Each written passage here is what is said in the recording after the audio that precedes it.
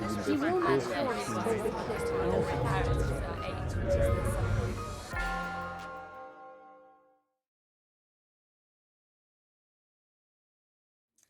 This is based on a work that we've been doing at Kent for 5 or 6 years now at least.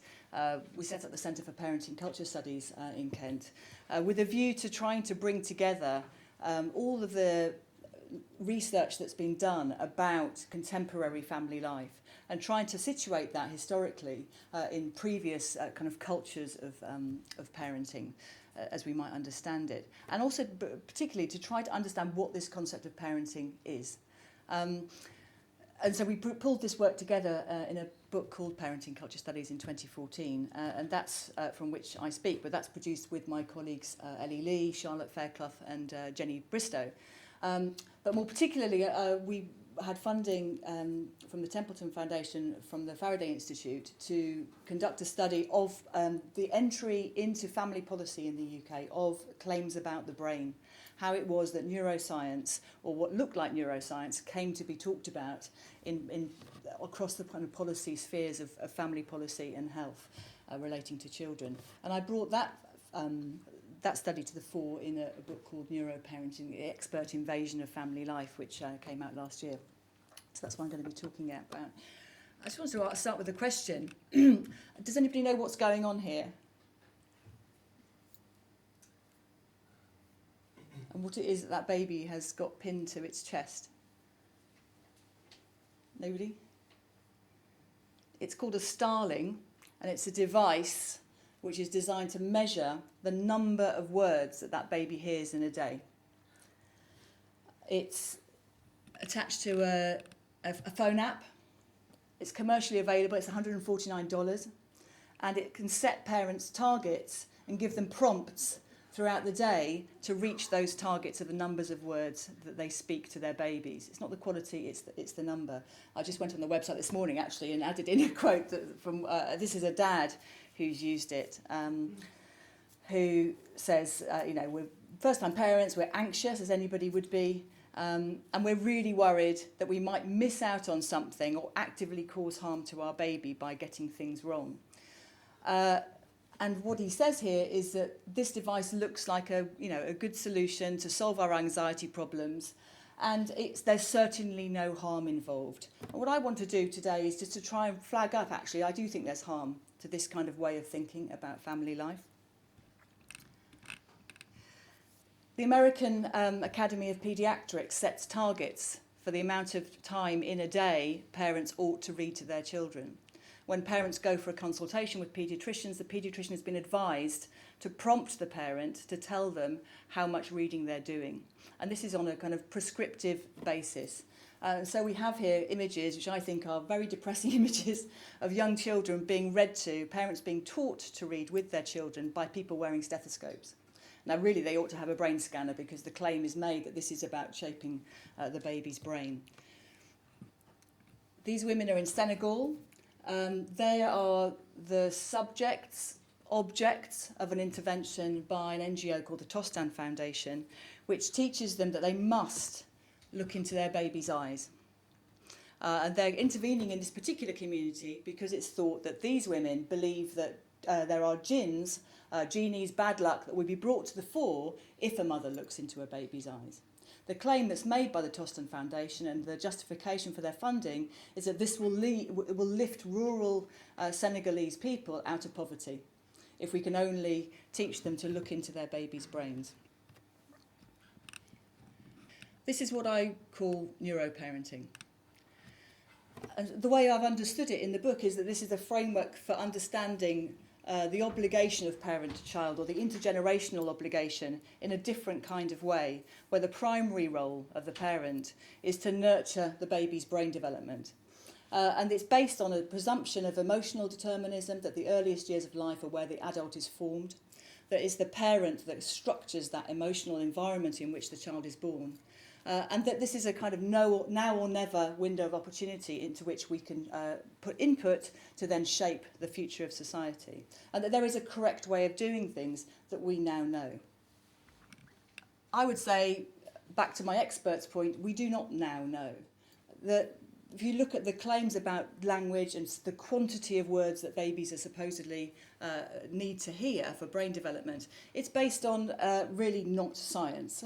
I don't know what I do call it, but it's not science. So the 30 million word gap, the claim that lots of people now know about, and health visitors know about it, maternity nurses know about it, social workers know about it, teachers know about it, is the claim that there is a gap between the richest and the poorest children in the numbers of words heard in the early years of life, and this can come up to the quantity of 30 million words.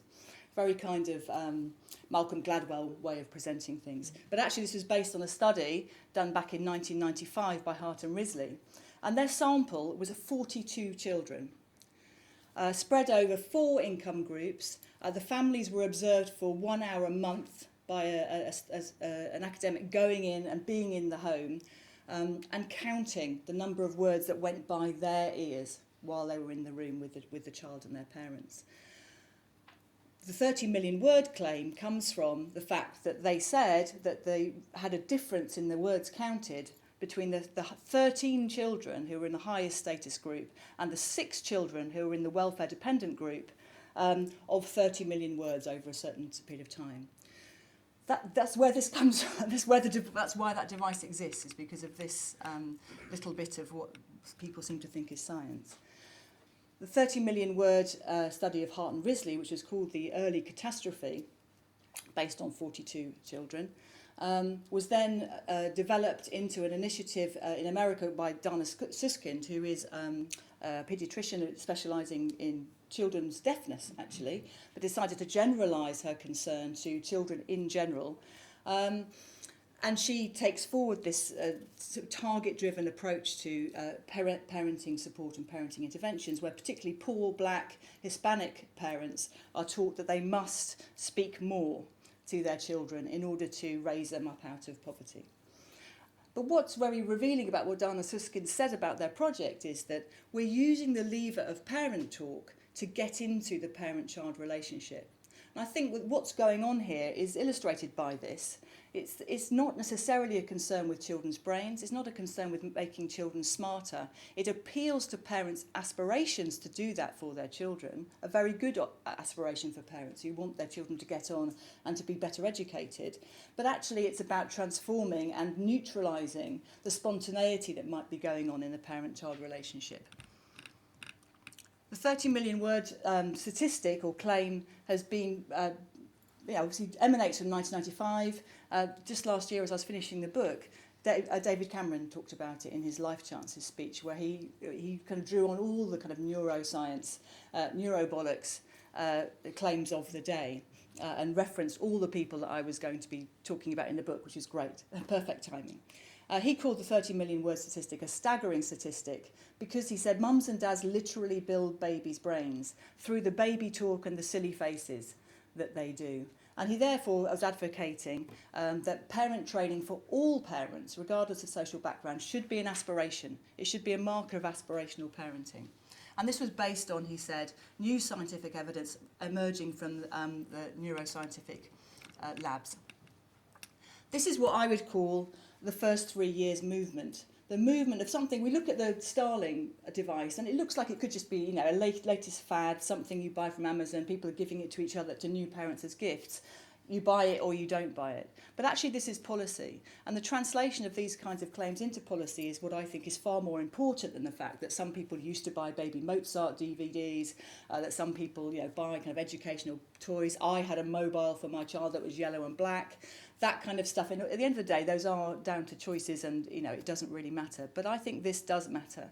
And the first 3 years movement, I would say, is a kind of cross-party, cross-political alliance of advocates and politicians which use the authority of neuroscience to argue that social problems, big social problems that we've been trying to address for a very, very long time, are reducible to the brain and can be solved through early intervention projects. And these are the kinds of players that we have. Jack Shonkoff, Bruce Perry, James Heckman, Camilla Batmangeli over here, and directly into policy over here. The Early Intervention Foundation eventually comes out of these, or very quickly actually, comes out of these kinds of commissioned reports which made these claims that we will have bigger, better brains if we advocate early intervention and change what parents do. And this is based on an idea of some kind of year zero.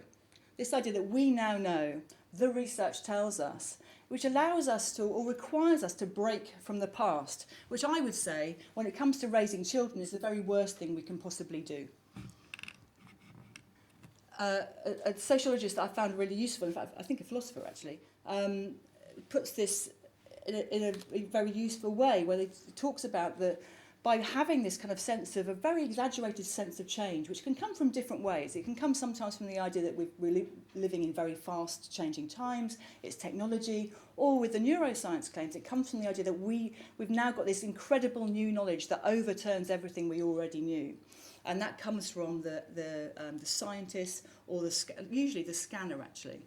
And even from the brain itself is the thing that's said to force us to have to rethink everything we already knew. And what this does, I think, is, and I agree with Van Seeligen, is it breaks the possibility of continuity in family practices. It says that what we've done before was really not good enough. And in fact, it may even have been harmful. And that's maybe why we're not getting on. That's why the Senegalese women are poor. That's the claim that's being made here. What it does is open up a space in the family for expertise to come in, which I would say is a very, very unhelpful trend. To illustrate how this is talked about in the kind of health field, the psychosocial field, this is from the Journal of Health Visiting, and at Warwick, which is putting out an awful lot of this kinds of work. They talk about scaffolding parents, and I think this is a really, really interesting term. The idea being really that new parents don't really exist as parents until they're brought into being by expert intervention. So being a biological parent now means nothing. And actually it's policy, it's intervention, it's professionals or state actors who bring parents into being as adequate parents or as parents at all. And it's based on this idea that babies are so unknown to us. We're so estranged from them because they are so special and their brains are so extraordinary, and we now know exactly how extraordinary they are, that we cannot possibly know what they need. And it's an idea that every baby requires expert interpretation of their needs, albeit that's popularised in kind of very simplistic, infantilised ways when it's presented to parents. Nevertheless, it's already opened up that space that no parent could possibly know spontaneously what their parent might need.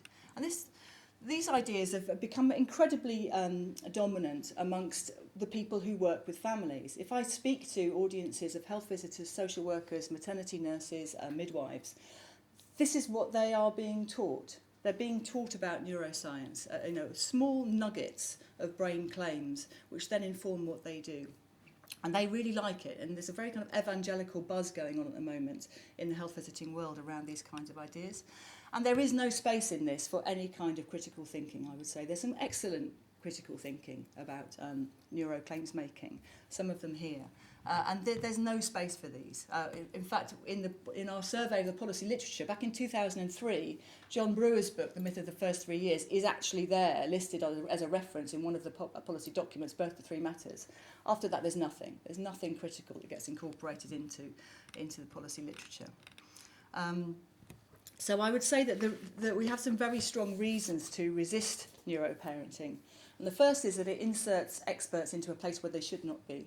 It inserts them into the intimate parts of life before people even get a chance to get their hands on a baby. Because let's not forget that emotional determinism logically goes back to the uterus.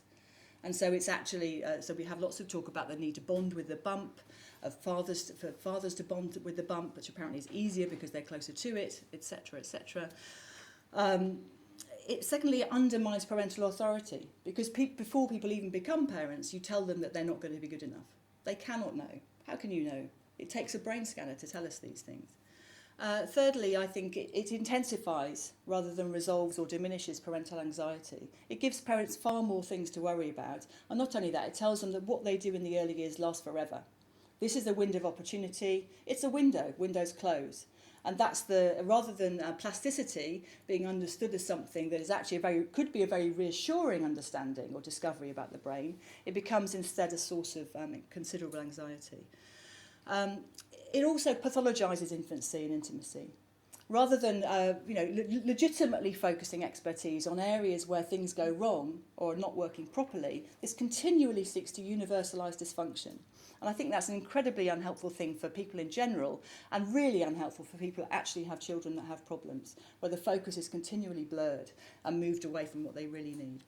And finally, I think most worryingly, particularly in a conference where we're talking about mental health, I think it strips family life of its meaning. By reducing the purpose of family life to something that's instrumental, to something that is about the nurturing of a biologically understood framework of emotions, I think we really risk stripping away once and for all the actual things that make parenting and raising children rewarding, and turn it into something that's a really dead and externalised project that's actually is not really held in the hearts of people that are doing it on the ground. Thank you.